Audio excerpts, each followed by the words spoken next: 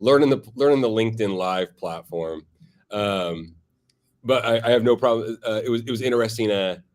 Hearing my daughter order a drink for the first time when we were on vacation in Mexico. Right. You know what I mean? And like, it sounded too practiced. It wasn't like, her first time, maybe. I was like, she's not having a Jack and Coke. Don't listen to her.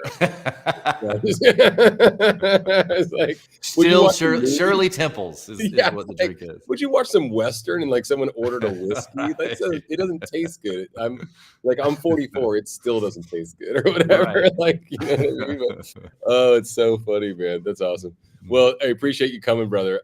We'll let folks kind of come in a little bit. And hey, everybody, thanks so much coming to a LinkedIn Live. We're admittedly still learning the platform a little bit, but it's pretty fun. It's just something we're going to be doing every couple of Wednesdays and keeping it short form. So yeah, it's cool, man. I appreciate you coming. Our friend Sam Staley from Event.Gives is here, and probably have some team members. If you guys want to clap just so we can hear you all in your studio. I'm sure you have some team members with you. Yeah, are they with you? Oh, on our side? Yeah. Let's go, everybody. Let's hear some claps. Yeah, there you go. I'm looking at Kate. Very unenthusiastic claps. There they are. I always know there's people in attendance. That's the funny part. That's great. But yeah, we wanted to have this conversation. We have a podcast dropping about this topic too, and it's top of mind. You all just launched a new peer-to-peer feature and all that great stuff, and you're educating me. I mean, I understand it in theory, but it's really, really top of mind with folks with Giving Tuesday coming up. Obviously, just the advancement of fundraising in general. And I love what you said a number of other things. It's like you can just point a peer-to-peer page at anything, and you don't mean that to be loosey-goosey, but just the flexibility of it and the shareability. And you use the term, and I love that you just, the virality of it. And, so talk to us, Sam, just for folks like, you don't need to do a whole debrief on peer-to-peer fundraising, but just like, what it looks like, what it means to you. And then let's talk about how we can use it for Giving Tuesday, end of the year stuff. And then, in perpetuity, 12 months a year type thing. Yeah, for sure. And, I'm still learning too. We've been doing events for a long time, fundraising events, and we've banged our heads, I think, on most corners of them by now, and learned a lot of stuff and, how to solve this and how to solve that. And we're pretty well versed there. So peer-to-peer is super exciting for me because it's not a new concept, but it's a little bit new to us and kind of saying, how do we bring value to it? But it's super powerful in that, a lot of times when we're kind of helping out with a gala or some event, there's a lot of planning involved, right? With peer-to-peer, I'm not saying that you just haphazardly throw it up, but it really is with our platform. You turn it on, it's ready. And it's really just about you messaging your constituency to get involved and empower them to take it from there. And it's all about them inviting their networks, their friends, their peers, to kind of help them in their efforts towards the common goal that is your organization. So it's super powerful. And you never quite know when that little spark can happen and that virality can catch fire. Yeah. You like you said, the shareability, super easy to stand up. You can point at pretty much anything, and there's no barrier to entry. I mean, like you don't have to go through any like special licensure and be a 501c3 to raise money. I mean, like I don't know if I shared it with you last time we spoke, but we had we have a team member in New Braunfels, Texas, and there's a young man in his neighborhood that is afflicted with a juvenile form of cancer, and they set up a page, they raised $14,000 and just, you don't have to be a 501c3 to raise money. Right. And especially if the cause matters, you know what I mean? So I kind of like that there's no, in any situation, I like that there's no barriers to entry or gatekeeper, so to speak, that tells you can't do it. You're just relying on, like it's a people exercise. It sounds like you're relying on people. Yeah. It's your network. It's me explaining to my kind of peers why this cause is important to me. And maybe they like the cause, maybe they don't. If they do, it's even better. But oftentimes in peer-to-peer fundraising, it's my friends wanting to support me. And I happen to like this cause, right? And a lot of times that's the driver behind it. And that's perfectly fine because in supporting me, I'm helping give a lot of money to whatever the cause is that I'm pointing it at. So it's great. Something you just said just now actually is like, it's something that's important to me. Give me your opinion and tell folks your opinion about just like the credibility involved with a campaign. Yeah. Like, if I'm putting my name on it, you and I know each other. I share it with you. You go, hey, Trev put his name on it. I know this guy, you know, he means what he says. And so here I go. You know what I mean? That kind of thing. Pardon me. Yeah. You know what I'm saying? Yeah, no, I think that's exactly right. Like I said, you know, it's these levels to it, right? You know, of course, it's probably going to be the cause you just explained. Probably sound like a great one. We're putting together something for, you know, hurricane victims in North Carolina. So anybody can get behind those, of course. But to your point, I'm bringing, you know, this micro validity to it, to my network, because hopefully people like me and they want to support me. Maybe I've helped them, or maybe they just think I'm a good guy. And a lot of times that's the driver behind it is, you know, I might not like the popcorn, say I'm selling, but it's going to the Boy Scouts, so I'm going to buy some, right? And so there's nothing wrong with that added dimension that, you know, I'm getting people to give. Yeah. I'm tired of buying cookie dough and candy bars is what I keep saying. No offense. Stuff's tasty, you know what I mean? But you can. I actually do like the popcorn. I have to say, it is good. Yeah, it's cool, and it's the holidays. You know what I'm saying? That kind of thing. But there's more effective ways.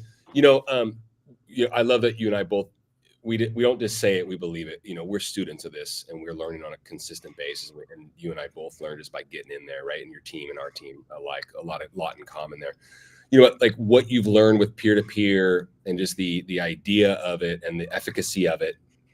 Foundationally, what are a couple things that folks, you know, with your research and what y'all are doing after you've gotten in the weeds, what are some things that folks are that you're noticing are missing? Just like that little ingredient or that little twist of the dial that could make it more effective. I mean, is it just simply asking more people to get involved, or just what have you noticed? I think there's a couple things. One, there are some things missing, and then I think there's also things where they might not be missing, but there's not enough focus on them, right? One of the things that we found kind of missing, and it's not so much a driver of the fundraising, but just kind of some of the fundamentals of it, because we work with a lot of schools.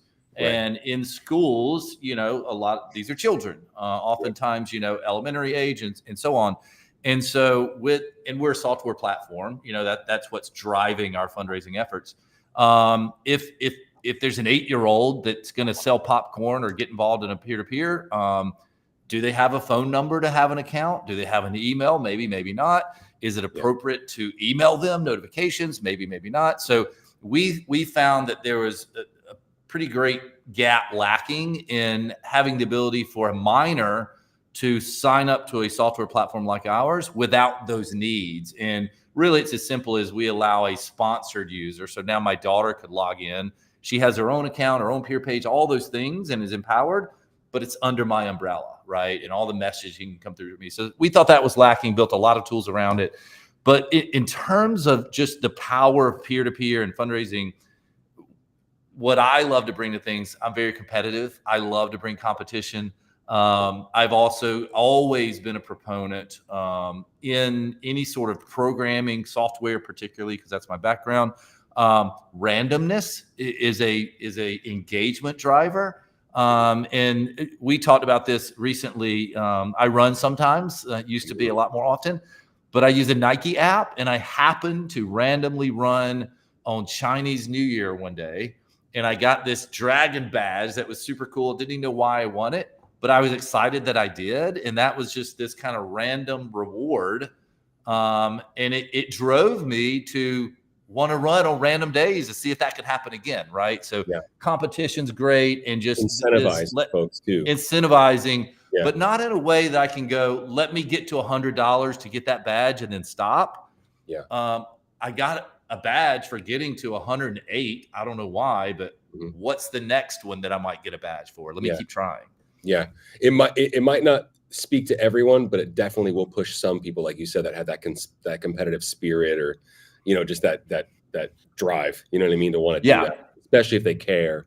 No, I think that's huge. I think that's awesome. You know, so we have of course, it's that time of year. And, you know, folks are so focused on Giving Tuesday, and it's become like a holiday, and it's foundational to nonprofit fundraising. And we also have the year-end asks and all that stuff. And what, 10% of all the money given in the United States, I heard 10% of all the money given in the United States is given in the last 10 days. It's huge. Yeah, it's huge. And my partner, Jason, who you've met, he said, well, why? And I said, I don't know. I was like, I know it's not the tax break. I know that it's not taxes. And I said, and it was obviously one of those really easy answers that I just skimmed over because I was being dumb at the time or something. And he's like, because they ask. Yeah. And so, I know that's I know it's spinning your wheels. Like get going about that a little bit and how it applies to peer-to-peer or vice versa, with Giving Tuesday coming up and what that means. And I don't think folks should ignore it. I'm not mad at the holiday at all. You know what I mean? It's not like fake things, right? And then, how that leads into year end. And then I want to talk about big picture. Like you should be doing this with some kind of motivation or plan 12 months a year. But let's start with what's going on right now with the calendar. Yeah, no, there's a lot to unpack there. And let me just get the easy part out. The skeptical side of me says there's a little bit of that end of year, right? I need to get a little bit more kind of tax break, so I'm going to donate. There's probably some of that, maybe, and that's okay too. But you're right. And when you said that, it really struck me. That simple answer of they asked, right? Yes. And it is that simple. I go back to a time that a lot of us like to forget, but when we were coming out of COVID and, during that time frame, fundraising, everything kind of shut down. Of course, we all remember. But I remember kind of when the lights were turning back on and the wheels were starting to turn again, we had our organizations kind of coming to us going, hey, we're ready to kind of get back. We want to have an event. We want to do some fundraising. We're ready, but we wonder if it's too early yet. Should we be asking? And our answer was absolutely, you should be asking. Your calls didn't go away. Your need didn't go away. Or even more so. It's needed even more so. 100%. And if you're not asking, someone else is. And if you wait until next year, people aren't going to catch up. They're going to give the same amount they're used to giving. Hopefully you can get some, but they're not just going to go, hey, we missed 3 years. Let us catch up. Right. So 100%. You got to ask, and it's a real simple answer and a real easy hammer to swing at that nail, Totally. Yeah. It's got to happen. That's a good nudge for everybody to consider. And then, it's going to be upon us. It's going to be 2025. And then what does this mean, or what are you suggesting to the school or to the nonprofit with 3 paid staff members about their thoughts on not just fundraising as a whole in totality, but how a peer-to-peer campaign or a multitude or cycle of peer-to-peer campaigns rears its head for them as part of their fundraising plan for 2025? Like, what are you suggesting to folks? Yeah, I think keep it simple. I always say that about everything, but I think for this, keep it simple and think about how do you meet your constituency where they're already at, right? And by that, I mean, if you're a school, do a readathon. That's simple. The students are already reading. Let's just incentivize them to read more and point donations at a good cause. You don't have to plan a 5K. You can just say for the month of December, run as many miles as you can and let's do $1 a mile. Keep it simple. You don't have to have a ton of planning to get this started, but the effort needs to be put into the communication and making sure people are participating. You have a thought behind it. Yeah. I mean, like, share a story about like something like that you've noticed where you said, oh, wow, this organization took what we had, the platform, but they ran with it and had this really great idea. Like they did a 5K in the middle of July and they weren't raising any money in the summertime or something like that. Or share some, like a case study, if you don't mind. Yeah, I'm going to point it a little bit just because this pops out in my mind. It's not straight peer-to-peer, but it's fundraising. But it was an event-based kind of concept that, we saw organizations use the event side of our platform that we normally point at galas and golf tournaments. And all of a sudden we saw someone turn it on its ear and do a Dancing with the Stars competition. And someone else did a lip sync battle. And it was, instead of, a silent auction and come paddle raise for the sad puppy video, it was, let's have a show and let's donate with our dollars towards our favorite dance couple or our favorite, person that did the lip sync the best. And I thought that was a really interesting way of using our platform for something we never would have thought of. And the beauty of, the way we've kind of built it is we got to see that and lean into it and build feature sets around it, which is largely where a lot of our peer-to-peer tools came from as well. Yeah, and the flexibility there is cool. And then when you said something, like the Dance with the Stars, the lip sync battle. We're seeing that I saw that pop up locally. There's like a huge thing that is like a 2-month-long gig, and it culminates in an evening and judging at this, really cool historic theater down the street from my office. And I was like, holy smokes. And like each group was raising money for a different mission. But it speaks to obviously the flexibility. These creative ideas are not just ideas; they're good ideas. Especially when it's 100% fundraising, right? Yeah, because like you said, it's like I don't want to get away with the fun and neat. I don't want to get away, completely throw out the baby with the bathwater with like silent auctions, live auctions, raffles, all that good stuff. But these creative ways to fundraise and get folks engaged. You called it Dance with the Stars. That's a household name. That's already been, the IP's there, the trademark's there. People understand that really, really well, and it sparks their interest. And more creative ways to fundraise is good to fundraise. Is good for fundraising. We have it makes me think we have a boxing competition coming up in the spring, and it couldn't be a better fit because it's very similar in their format. Is they come into we're in Charleston, so here it was kind of local people, not celebrities, but someone who maybe was in the business community or a teacher at the school, whatever the case may be. And it's not just show up and pretend to box. It's a real boxing competition. Yeah, people are hitting each other in the face. You have to train for months to do this thing, and they require it, right?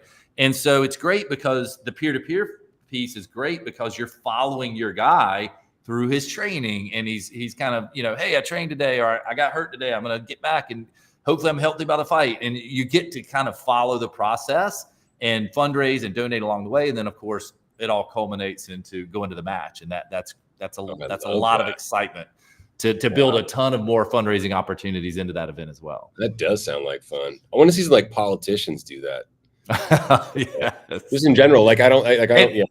And people don't know it's really hard. I remember in college once we had some gloves later. Well, we just put them on. I'm not a boxer.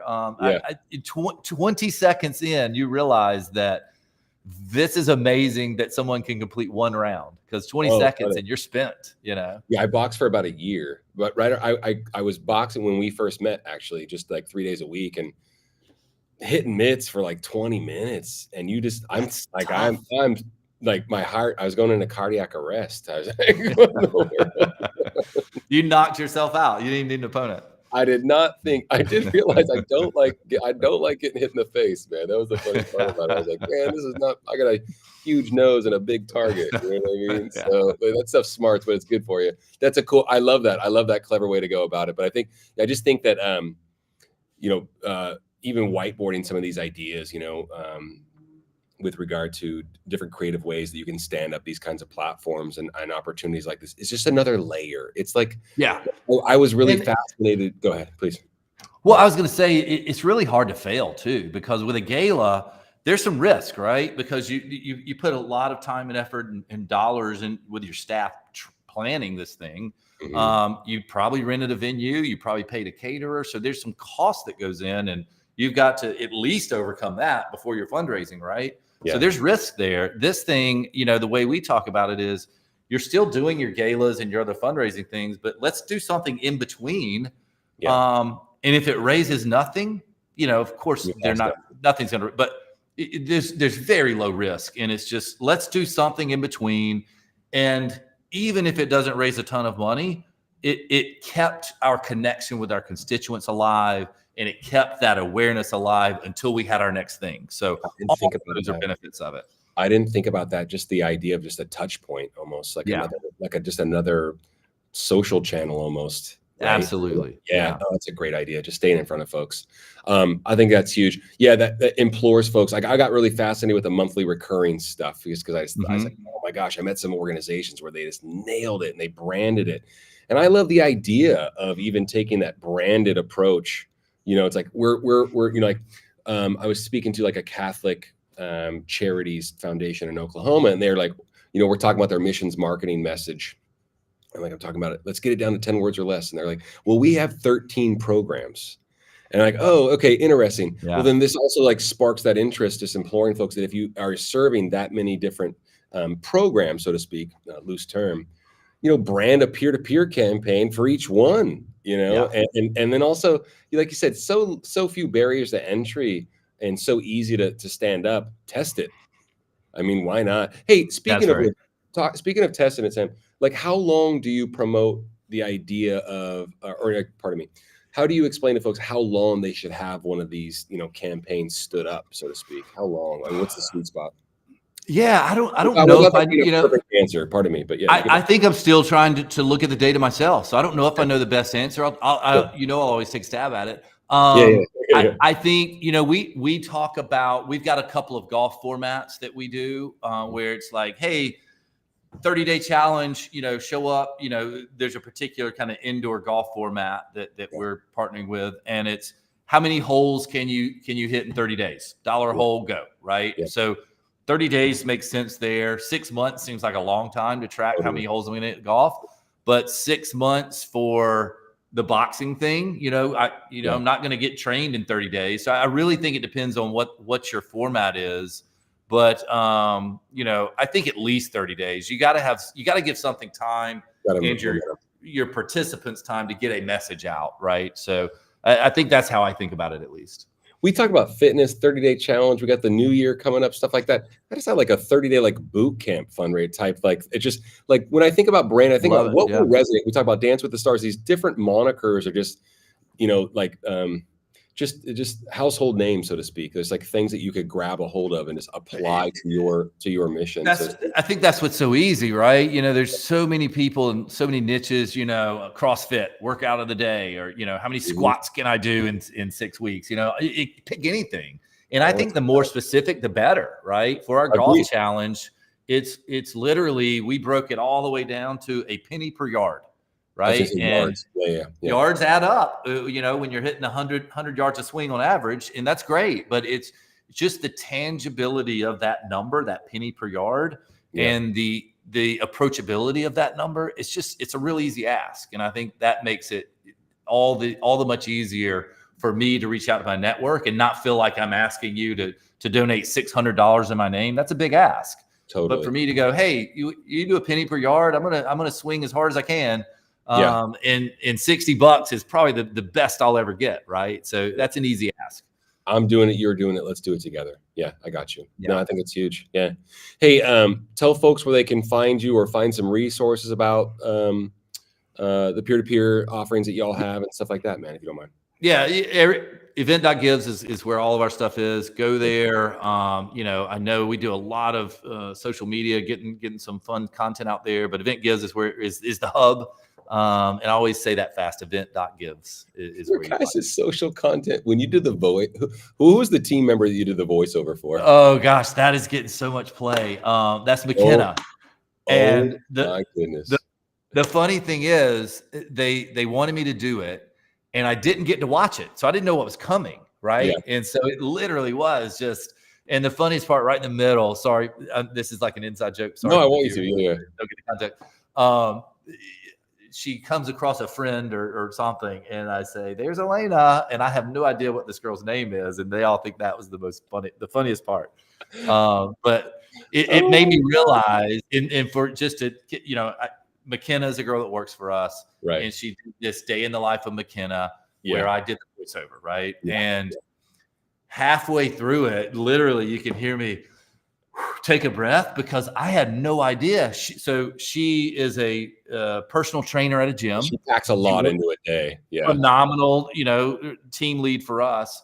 Yeah. And as I'm doing her day in the life, what would have been a whole day for me. Yeah. And we just got to 8 a.m. She had already done like a whole day. Right. So it was just 4 o'clock in the morning. She's like, I like to get to the gym and turn the lights on for everybody. I was friggin' rolling. It was super fun. Is awesome. I think if you got y'all got to check it out. It's very easy to find Event.Gives on social channels. But you're like and there's Sam, and I already worked out today, and and then he looks like he probably worked out probably twice today already. It's like, and I hadn't. I was rolling, bro. And there's Paul, and oh my god, dude, I was cracking up. Yeah. It was really, really funny, dude. That was good. Well done on you and McKenna's part. And go get him, McKenna. Holy smokes. Oh gosh, yeah. A lot of gotta like the Energizer Bunny over there. I know, right? Awesome. Very cool. Well, that's cool, man. Yeah, it's a good laugh, and you guys put out some great content. We love working with your team and knowing your team. So it's awesome, brother. Yeah. Yeah. No, likewise, you guys too. So thanks, yeah, man. Well, we're not that. I love coming on with you. We're not that funny yet, but we're getting there. We're just taking shit way too serious. Oh, pardon me. We're taking stuff way too seriously. Yeah. But can you swear on LinkedIn Live? Okay. Hey, thanks so much. Thanks so much for coming, man.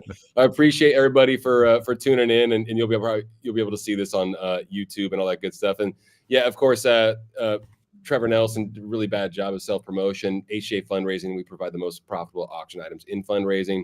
Check us out. And they are the best. I'll promote you for you. Well, thanks. Phenomenal team. It could not ask for a better partner. I love Trevor. Thanks a lot. Yeah. We'll do this again soon. And I love that this is like just a new layer you're twisting the dial on. I think it's obviously very, very useful, poignant right now, but also for the entire, the 12-month, fundraising schedule that everyone has, and they should consider it. So really, really cool. Appreciate you, brother. Thanks so much for taking the time. Thanks for having me. It's great. We'll do it again. All right, bro.